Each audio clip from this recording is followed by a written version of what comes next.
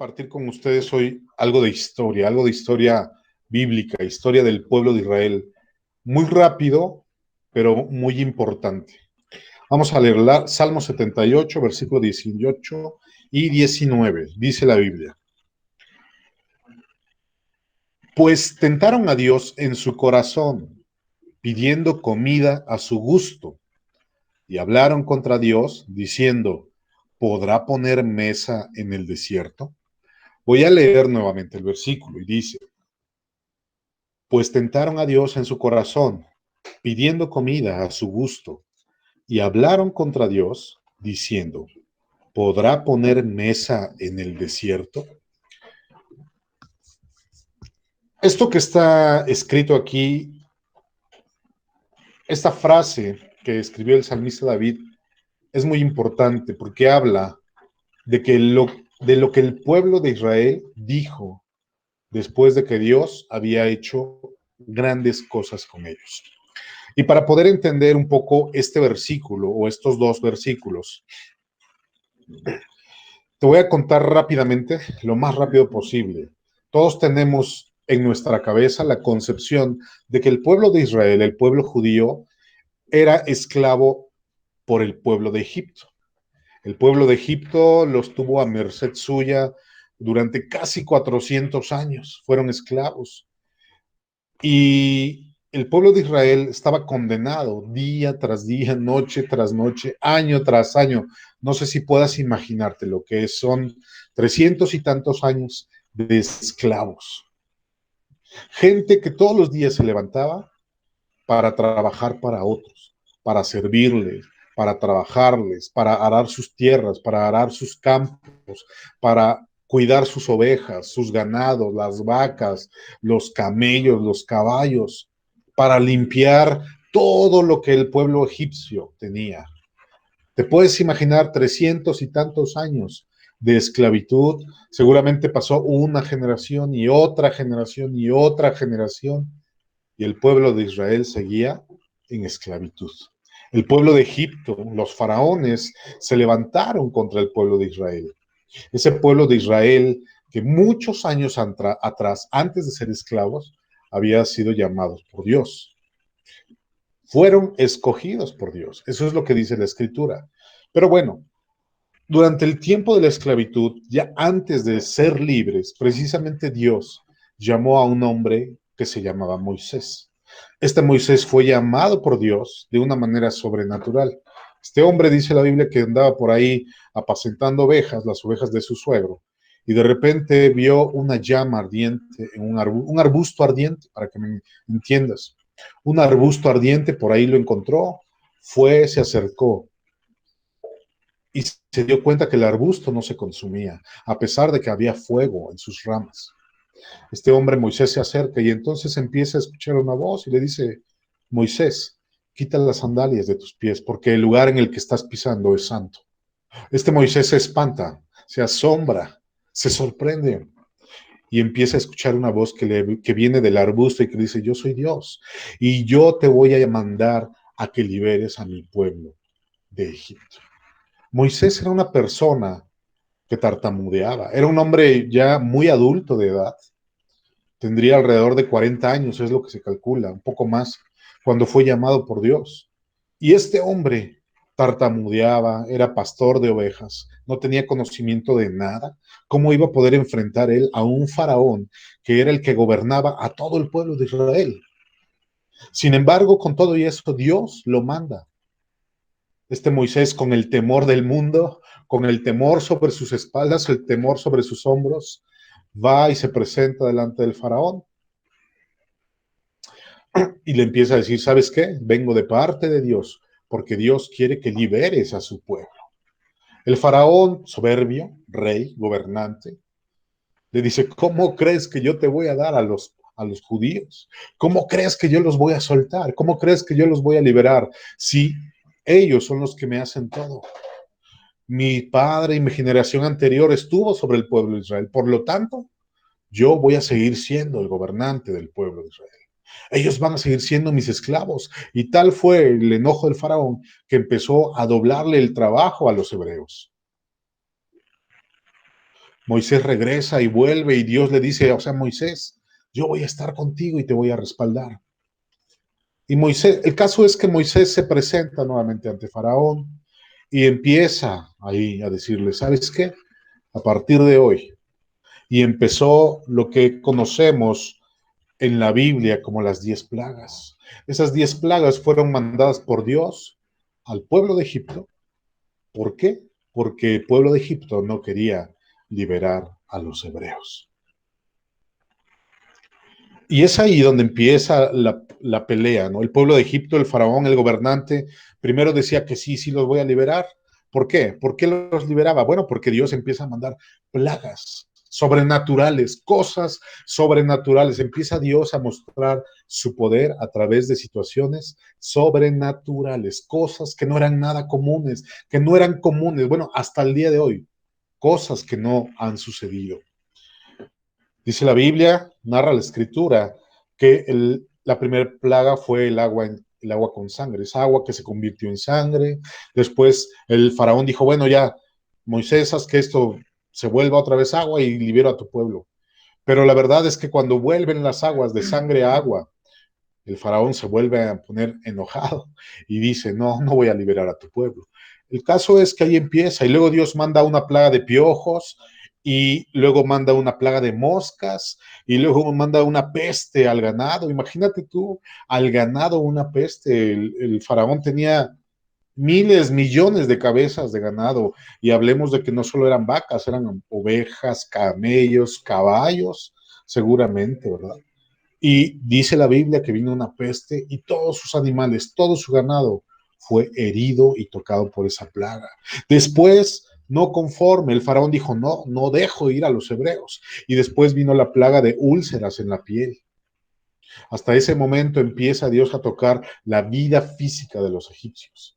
Empieza a salirles úlceras en la piel a todos los egipcios. ¿Te puedes imaginar cuando de repente a ti te ha picado algún mosco? Ay, que te da comezón y te sale una erupción aquí en la piel, ya sea en la pierna. Hay gente que es muy sensible a ello y le pica un mosco y se le hace una roncha muy grande, dicen, una erupción muy grande roja. Y si tú te la estás rascando una y otra vez continuamente por la comezón, verás que seguramente te vas a lastimar a tal grado que puedes sangrar. Ahora, imagínate las pieles de los egipcios, el cuerpo de los egipcios lleno de úlceras, no solamente en un brazo, en los dos, en las piernas, en el cuello, en la cara, en la cabeza. Imagínate todo lo que tuvieron que soportar, esa plaga, y aún así el faraón no quiso liberar al pueblo de Israel. Luego vino la plaga de la lluvia de fuego y granizo. Yo no puedo comprender, hasta el día de hoy mi mente no alcanza a comprender cómo es que puede llover fuego o puede llover y puede haber granizo con fuego. El granizo se le conoce al hielo. Estamos de acuerdo que son bolas de hielo que se forman allá en las nubes y que caen. Es bolas de hielo. Ahora imagínate granizo con fuego, lluvia de fuego y granizo.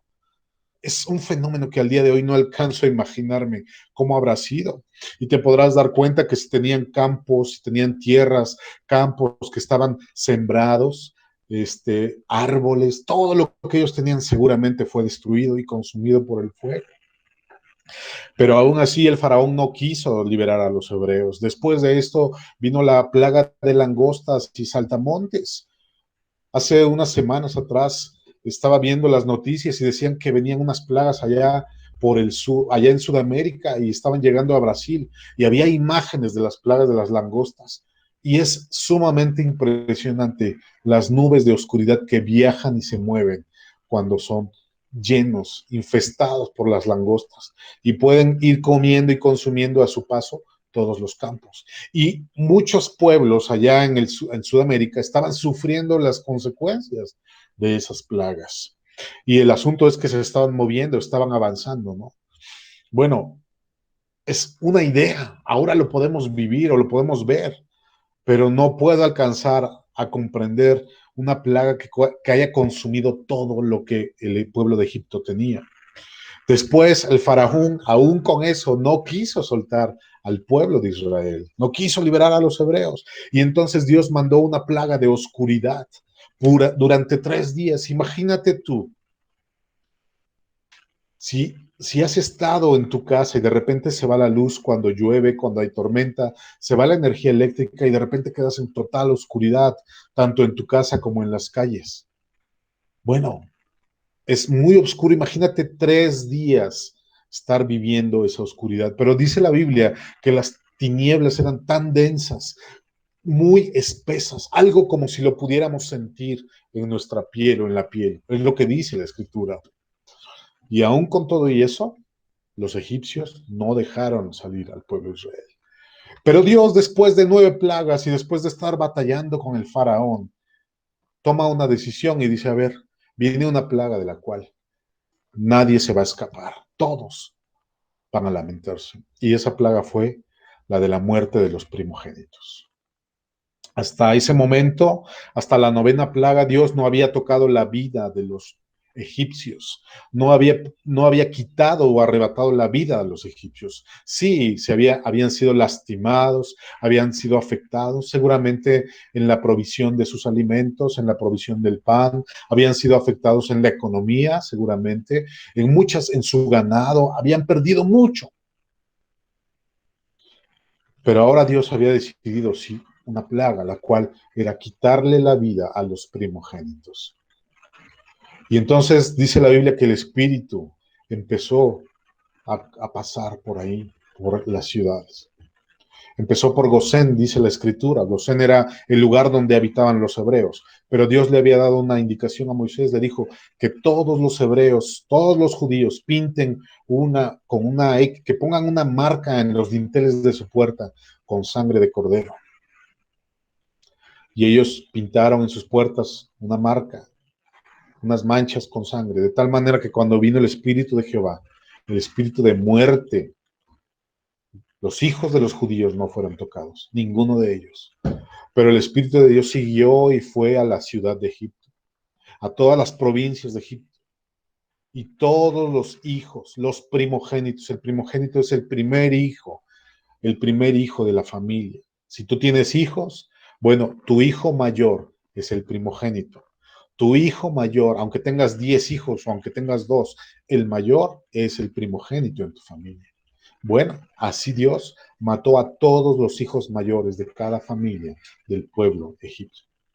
Fue tal el dolor y el lamento que fue entonces cuando Faraón dijo, sí, ¿sabes qué, Moisés? Agarra a tu pueblo y váyanse, porque ya me han causado mucho dolor. Murió, por supuesto, el hijo de Faraón, el primogénito.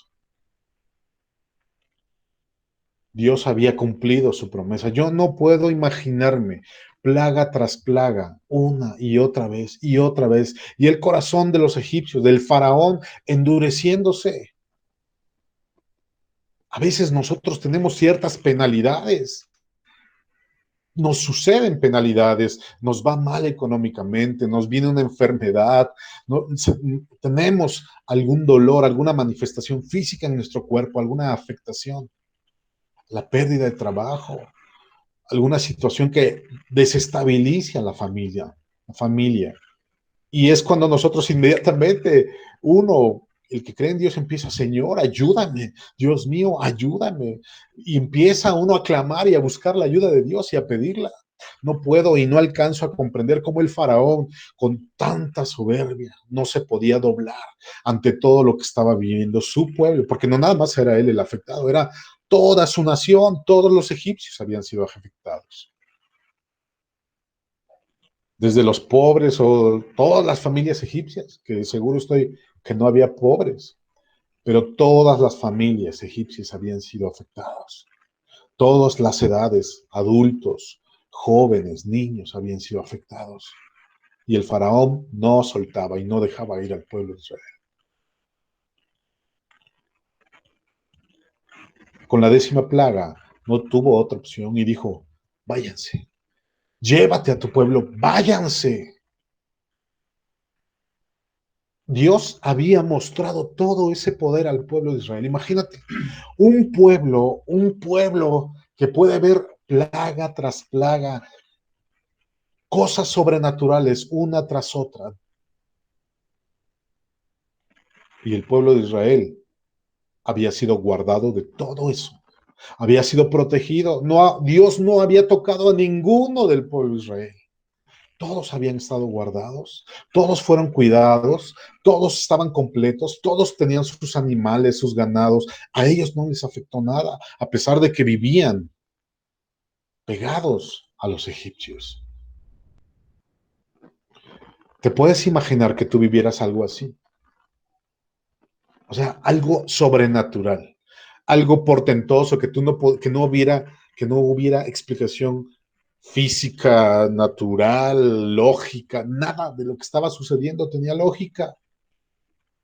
Era la mano de Dios, porque además de eso, Dios les estaba avisando, va a pasar esto, y ahora viene esto, y ahora viene esto, y ahora viene esto. Si yo viera todas esas señales, una tras otra, en un gobierno actual, yo diría, Dios, tú eres mi Dios, ¿cómo no obedecerte? ¿Cómo no seguirte? El pueblo de Israel sale y Moisés agarra y salen ahí, pero para poder llegar a la ciudad que tenían que ir, o al lugar prometido, a la tierra prometida, pues tenían que atravesar el mar, tenían un último obstáculo, que era el Mar Rojo. Allá en la zona donde estaban ellos, pues se les presenta el Mar Rojo, y el Mar Rojo es, imagínate, ya nada más escuchar la palabra mar. ¿Has visto el mar? Bueno, pues era un mar, como si tú vas a la playa de Veracruz y te paras ahí, vas a ver el mar y no le ves fin. Si estás allá en Cancún, Cozumel, o si estás en Mérida y has visto el mar, es algo impresionante, no le ves fin y tú dices, es un obstáculo, ¿cómo voy a pasar por aquí? El pueblo de Israel llega delante del Mar Rojo, pero para esto Faraón vuelve a su rencor, vuelve a su amargura y dice, no, pues ahora voy a ir por ellos y los voy a matar. Voy a matar a todos los judíos. Y el pueblo de Israel ya se había adelantado, pero llega al mar y el pueblo egipcio venía atrás. El pueblo de Israel viene después de haber visto todo lo que había visto, todo lo que Dios había hecho, todavía tenía dudas de que Dios fuera a salvarlos. Moisés, dice la escritura, que abrió el mar, lo dividió en dos. A una señal, dice, Dios abrió el mar, separó las aguas. No puedo imaginarme la cuestión climatológica que sucedió ahí. No tengo una idea de lo que pudo haber pasado.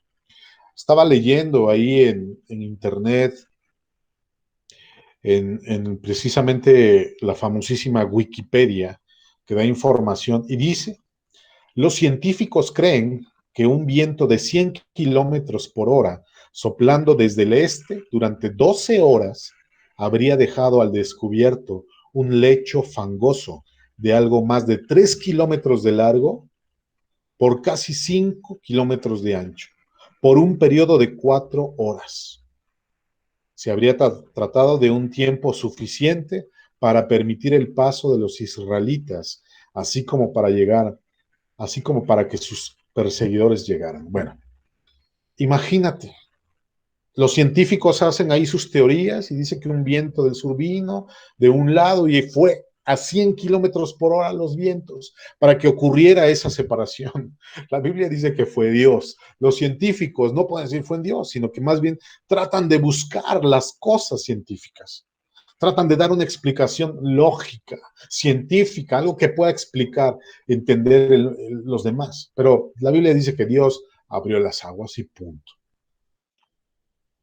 Dicen que más o menos se estima que la apertura del mar o la separación entre un muro de agua y otro muro fue de 3 kilómetros de ancho.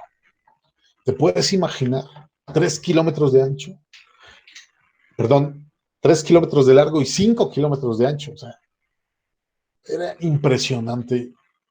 Ahora, si tú vas a la playa y tú quitas el agua, pues te vas a dar cuenta que hay arena húmeda. Aparte de que Dios abrió el mar, dice la Biblia que pasaron en seco. O sea, Dios hizo otro milagro porque todo lo que estaba abajo fue secado en ese momento. Para que más de 600,000 personas pasaran por esa abertura. La Biblia dice que fueron 600,000 hombres, sin contar a los niños, los que salieron del pueblo de Israel, los que salieron del pueblo de Egipto, perdón. ¿Te puedes imaginar 600,000 personas mínimo? Estaba investigando yo y dije, bueno, ¿cuál es el estadio más grande del mundo? Sí, ¿qué capacidad tiene un estadio? Cuando tú ves un partido de fútbol americano, de básquetbol, a lo mejor de tenis, no sé, partidos donde se celebran Juegos Olímpicos, mundiales de fútbol, tú ves estadios con cantidad enorme de gente que uno no las puede contar ni calcular cuántas personas hay ahí. Bueno, dice el dato que el estadio más grande del mundo, ¿sabes dónde se encuentra? Se encuentra en Corea del Norte. Se llama 1 de Mayo de Rongrado. Es el estadio de fútbol más grande del mundo. Está situado, tiene un nombre obviamente coreano, Corea del Norte. La capacidad de personas que le caben a ese estadio es de 114,000 personas. 114,000 personas en un estadio. Ahora imagínate, los hebreos eran 600,000 hombres, sin contar niños. Si habláramos de que fueran la mitad de niños, la mitad de esos 600,000, hablamos de que casi 1,000,000 de personas fueron los que salieron de Egipto para poder atravesar el Mar Rojo. Es cantidad de gente que no podemos imaginar. ¿Cómo se dieron las cosas? ¿Cómo hizo Dios? Bueno, lo hizo y está escrito y le creemos a la palabra. En eso se basa nuestra fe, en que Dios hizo todo eso. Pero a lo que voy es que Dios abre el mar, pasa esas 900,000 personas, digamos, caminaron 3 kilómetros para poder atravesar, llegar al otro lado. Pero a medio caminar, a medio andar, llega el pueblo de Egipto. Dice de tal manera que Dios, cuando el pueblo de Israel terminó de pasar al otro lado, Dios cierra el mar y el pueblo de Egipto muere. Todos los soldados, guerreros, el faraón, todos fueron sepultados ahí por el mar. En ese momento, el pueblo de Israel era libre totalmente. En ese momento ya eran libres, ya no eran esclavos. ¿Y qué habían pasado? Habían visto muchas cosas. El pueblo de Israel vio una plaga y otra, y un milagro, y otro milagro, y vio todo. Luego vio el mar abrirse en dos, dividirse en dos. Luego vio cómo ese mar se traga a los pueblos egipcios. Se traga por completo al pueblo egipcio, a todos sus soldados y guerreros, a todos sus enemigos. Ahí los querían matar y Dios acaba con ellos. Esta historia, si quieres llamarle así, está escrita en la Biblia, está escrita en la Torá y también está en el Corán, por si no lo sabías. En el Corán también se narra lo mismo, como Dios destruye al pueblo egipcio, de una manera que uno no alcanza a comprender cómo Dios hizo todo eso. Pero lo triste de esto, el Salmo capítulo 78 tiene un propósito, y el propósito del Salmo 78 es que el pueblo de Israel haga conocer todas esas obras, todas esas maravillas, todo lo que te acabo de contar. Obviamente, la Biblia tiene detalles, yo te la acabo de contar rápido. ¿Ok? El Salmo 78, el propósito que tiene es que los hijos, las generaciones del pueblo de Israel, las generaciones de los hebreos, todos puedan contar y conocer esa historia. Si me acompañas, ahí mismo en el 78, versículo 7,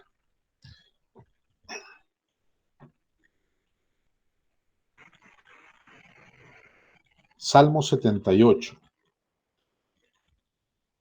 perdón, versículo 5, dice: Él estableció testimonio en Jacob y puso ley en Israel, la cual mandó a nuestros padres que la notificasen a sus hijos, para que lo sepa la generación venidera, y los hijos que nacerán y los que se levantarán lo cuenten a sus hijos, a fin de que pongan en Dios su confianza y no se olviden de las obras de Dios.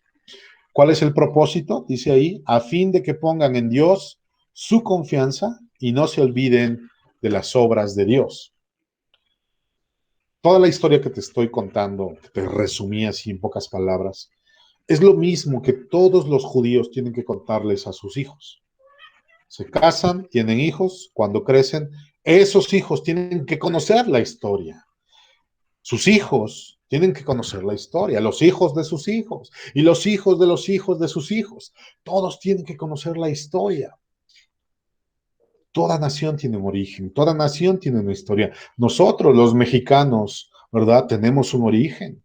Conocemos nuestra historia, sabemos que descendemos, nuestra descendencia, o venimos de una raza mexica, de ahí el nombre, mexicanos. Bueno, y tenemos nuestra historia. Si tú vas a Estados Unidos, te vas a dar cuenta que los estadounidenses tienen su historia. Ellos fueron colonizados por los ingleses también, pero tienen su historia. Vas a Europa y tienen su historia. Vas a Sudamérica y tienen su historia. Cada país tiene su historia. El pueblo de Israel tiene su historia, pero hay una diferencia. El pueblo de Israel, Dios quiere que sus hijos puedan conocer de generación en generación todas las obras de Dios para que puedan confiar en Él. Ese es el propósito del Salmo 78. Y si tú lo lees completo, te vas a dar cuenta. Pero yo te decía hace un momento, a veces nosotros somos como el pueblo de Israel. El pueblo de Israel conoció todas las obras de Dios, vio, vivió. Esa generación vivió las cosas sobrenaturales más asombrosas que jamás nadie haya contado. Bueno, son cosas asombrosas, como de un cuento de hadas, como de esas historias que hoy puedes ver en una película, en un libro, en una historieta. Pero esto fue real. Esto fue real. ¿Y sabes qué fue lo que hizo el pueblo de Israel después de haber cruzado el Mar Rojo? Después de que Dios les dio libertad, después de que Dios les había librado de sus enemigos, acabó con ellos. En ese momento, cuando atravesaron el Mar Rojo, eran libres, completamente libres, y podían vivir libres para toda su vida. Después de 300 y tantos años de ser esclavos, ahora el pueblo de Israel era libre, pero no había sido libre de una manera sencilla, ¿no? Con una independencia, como nosotros, ¿no? Nosotros tuvimos una independencia que, por cierto, en unos días más la vamos a conmemorar. Bueno, fuimos libertados por un grupo de caudillos que se pusieron de acuerdo, se opusieron a ciertas cosas, y el pueblo de México obtuvo su independencia. El pueblo de Israel no obtuvo una independencia como tal, fue liberado de parte de Dios, del Dios de los cielos, de una manera sobrenatural, algo que todavía si tú lees esos hechos, no podrás imaginarlo, uno a uno, cada uno de ellos. Y el hecho más portentoso al final todavía les da como que la cereza del pastel. Bueno, pues les abro el Mar Rojo y pasen por seco. Después, del otro lado del Mar Rojo, pues había un desierto. Hay un desierto. Y lo triste del pueblo de Israel es, volvamos a leer los versículos que leímos al principio. 78, versículo 18 y 19. Estando ya libres, habiendo visto tantos milagros, habiendo visto tantas obras y tantas cosas, el pueblo de Israel, ¿qué crees que fue? ¿Qué quería? ¿Qué crees que quería? Dice el versículo 18, pues tentaron a Dios en su corazón, pidiendo comida a su gusto, diciendo, ¿podrá poner mesa en el desierto? Fíjate nada más con qué le salió el pueblo de Israel a Dios. Qué ingrato, qué ingratitud de este pueblo, qué ingratitud de esa generación. Todo lo que habían visto, todo lo que habían vivido, todo lo que Dios había hecho, que habían pasado años desde que Dios había llamado a Moisés a poder llegar a este momento donde habían sido libres. Habían pasado muchos años. Había muerto un pueblo, había sido bombardeado con todo, con toda la mano de Dios, el pueblo de Egipto, para que ellos pudieran ser libres. Y el pueblo de Israel sale con que, pues bueno, pues ya atravesamos el Mar Rojo, pero aquí hay un desierto y nos vas a dar de comer, Señor. O sea, querían comer, el pueblo de Israel quería comer, dice, tentaron a Dios en su corazón, pidiendo comida a su gusto, y hablaron contra Dios, diciendo, ¿podrá poner mesa en el desierto? Es otra de las cosas que no alcanzo a comprender, cómo el pueblo de Israel, viendo todo lo que había sucedido, y le salen a Dios con que tenían hambre, con que querían comer, y con que, Señor, ¿nos vas a alimentar? ¿Nos vas a dar lo que queremos? Tenemos hambre. A veces nosotros somos como el pueblo de Israel. Ponte a meditar un momento y reflexiona. El pueblo de Israel dejó de ver las maravillas de Dios por una sola cosa, un solo deseo en su corazón. Tenían hambre, no habían sido saciados. Y qué triste, si tú lees este versículo, el salmista David lo escribió y seguramente con mucho dolor en su corazón, porque cómo era posible que el pueblo de Hebreo acababa de ver milagros, portentos, acababa de ver obras, acababa de ver morir a un pueblo, a Egipto acababa de ser destruido, a costa de su libertad. Y el pueblo de Israel sale y tienta a su libertador, al que les había dado la victoria, al que les había dado todo, al que les había protegido durante todas estas plagas, y le dice, sí, sí, sí, sí, Señor, pero tenemos hambre. Aquí hay un desierto y ahí nos vas a dar de comer. Habían puesto delante de él esa comida, ese deseo de saciarse. Estaba obstaculizando todo lo que Dios había hecho. Qué triste. A veces nosotros nos comportamos así, los que decimos que nos llamamos hijos de Dios, los que conocemos la palabra.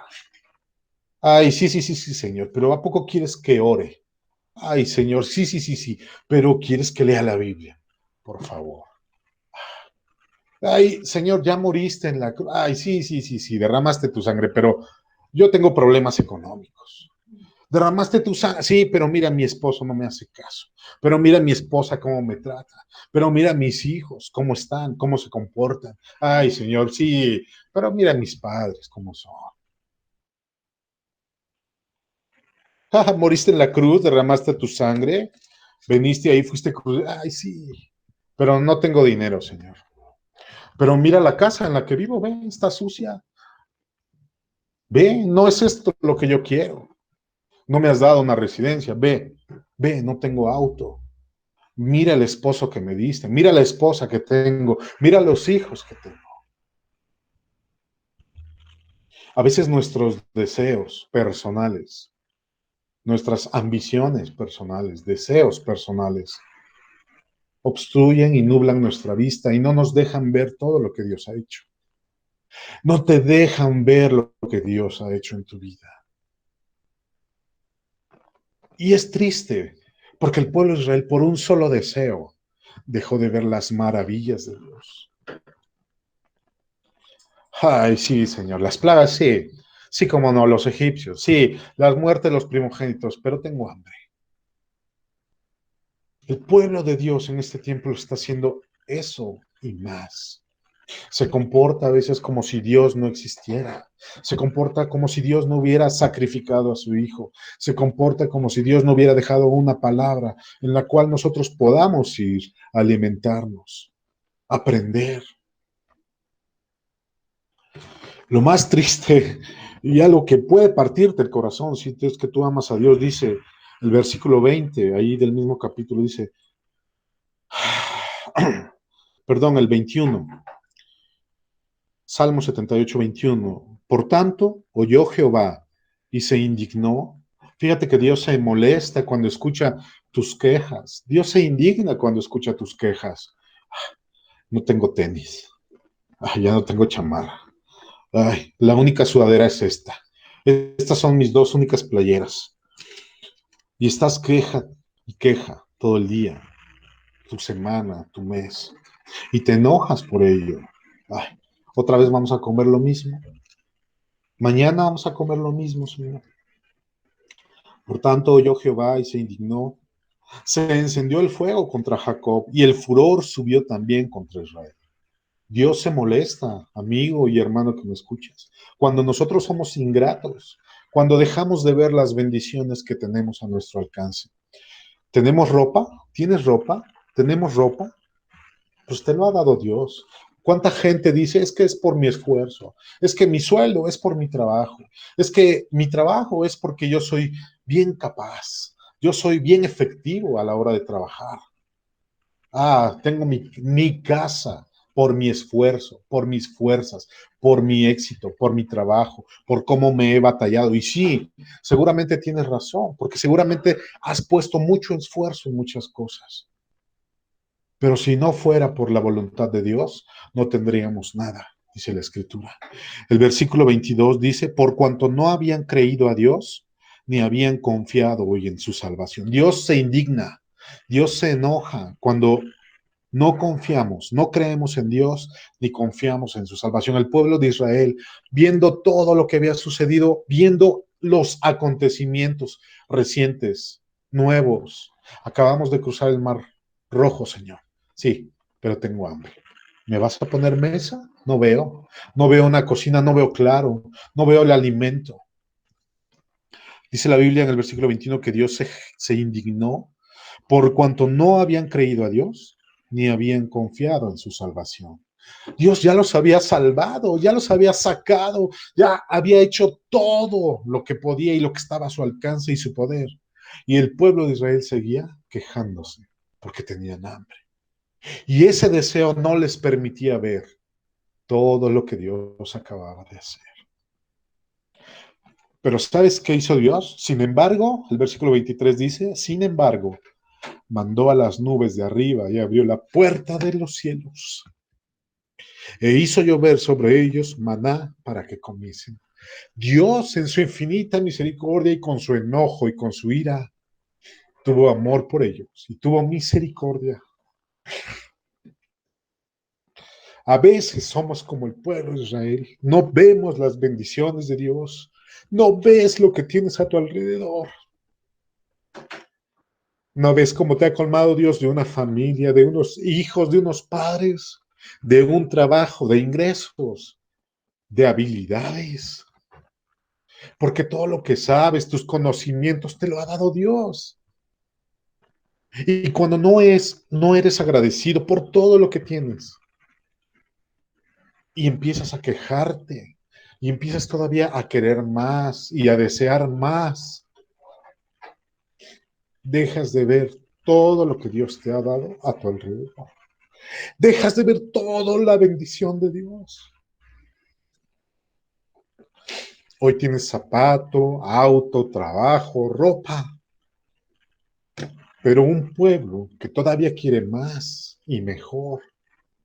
Una persona, un corazón que todavía quiere más y mejor. Híjole, deja de ver la bendición de Dios. Y es como si tuviera una venda en sus ojos, como si tuviera una venda y dice, no, de ti no tengo nada, Dios. ¿Ahora qué? Mira, necesito otro par de tenis, necesito otro par de zapatos, necesito otro teléfono. Mira, este teléfono que traigo está muy viejo.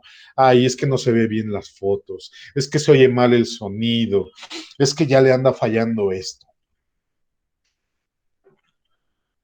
Es que mira mi trabajo, mira cómo me tratan, mira cómo hago, Señor.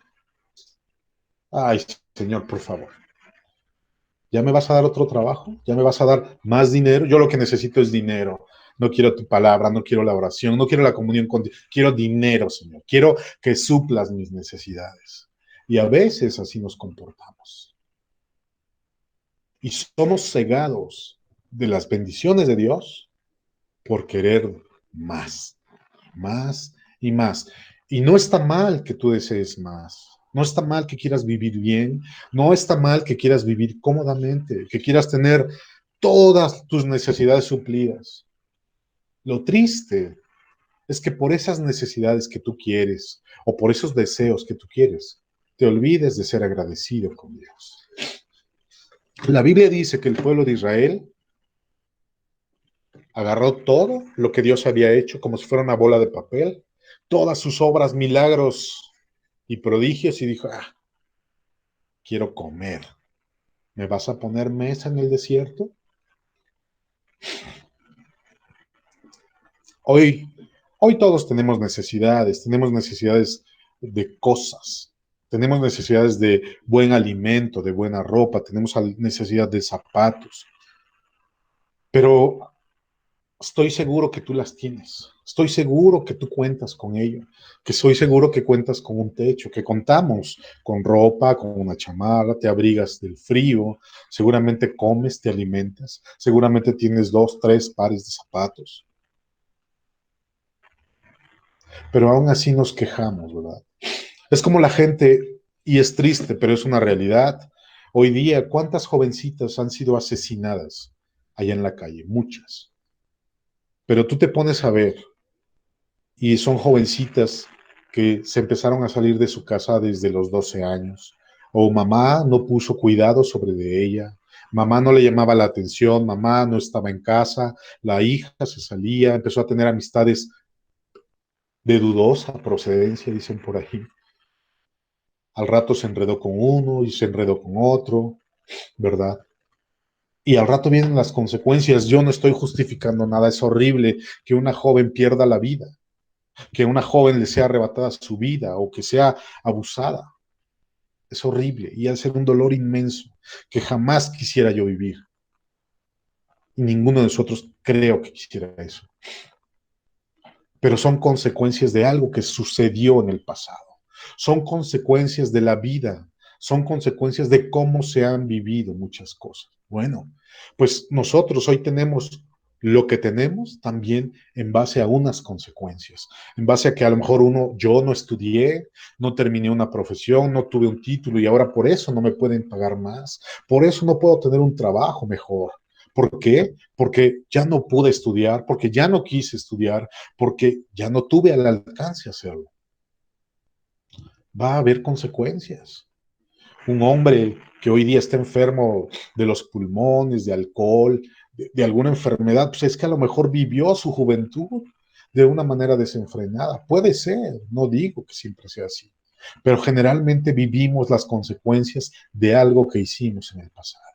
Y así, todo lo que hoy tienes tú es consecuencia de algo, sí, de tu esfuerzo, de tu trabajo, de tu tenacidad, de esas habilidades que Dios te dio para ventas, para hablar con la gente, para ser una persona, si trabajas en un hospital, si eres mecánico, si eres herrero, no sé, la profesión que tú tengas, esas habilidades te las dio Dios. Sí, te capacitaste en una escuela, en una universidad, pero no por eso no lo hizo Dios.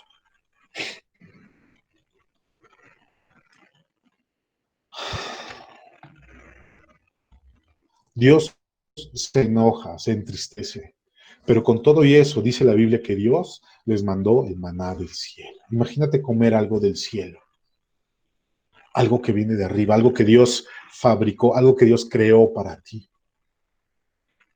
Qué gratitud el pueblo de Dios debió haber tenido. Yo quiero dejarte esto ahí y quiero decirte, no seamos ingratos con Dios. El pueblo de Israel vivió muchas cosas, muchos portentos, cosas milagrosas, cosas inexplicables hasta el día de hoy. Cosas que no están registradas en la historia. Los científicos tratan de buscar explicación científica y lógica y no la encuentran. Hacen teorías, hacen deducciones, hacen y se imaginan. Dios dice que obró de esa manera. Dios obra en el presente también, obra en tu vida, obra en mi vida. Pero quiero que como este salmo dice el versículo 7, en el mismo Salmo 78. ¿Cuál es la finalidad de conocer la historia del pueblo de Israel, los hechos y las obras de Dios? A fin de que pongan en Dios su confianza y no se olviden de las obras de Dios y no sean como sus padres, generación contumaz y rebelde, generación que no dispuso su corazón ni fue fiel para con Dios su espíritu. Este es el propósito de que yo hoy te cuente lo que hizo Dios en el pasado con el pueblo de Israel. Y cómo el pueblo de Israel menospreció todo eso y quería comer. Así de sencillo y así de fácil. El propósito es que conozcas esto a fin de que pongas tu confianza en Dios y que no te olvides de las obras de Dios. ¿Cuáles son las obras de Dios? Tú sabrás, tú las conoces, tú vives y tú sabes qué situaciones se han dado alrededor tuyo y que de alguna manera dices en tu corazón, gracias. Gracias porque esto se dio. Qué bueno que sucedió esto. Qué bueno que se dio este trabajo. Qué bueno que se dio este cliente. Qué bueno que pude cambiar esta situación. Qué bueno que pude saldar esta deuda. Gracias a Dios que guarda, dice, no te olvides de las obras de Dios. Dice la Biblia ahí mismo que no debemos de ser como los padres, como la generación contumaz y rebelde. Aquí hay una palabra que me gustaría darle el significado. Contumaz quiere decir que se mantiene firme en su comportamiento, actitud, ideas o intenciones a pesar de castigos, advertencias o consejos. El pueblo de Israel vio castigo, cómo Dios castigó a los egipcios. El pueblo de Israel vio cómo los juzgó, cómo mandó plagas, cómo abrió el mar, los tragó. Y el pueblo de Israel se mantuvo en la misma actitud rebelde. Ah, Señor, ¿está muerto? Yo quiero comer. Ok, yo te pido a ti que no seas contumaz, que no seas rebelde, sino que seamos agradecidos a Dios por todo lo que Él ha hecho a nuestro alrededor. Y tú sabes qué es lo que ha hecho Dios con tu vida. Cierra tus ojos ahí.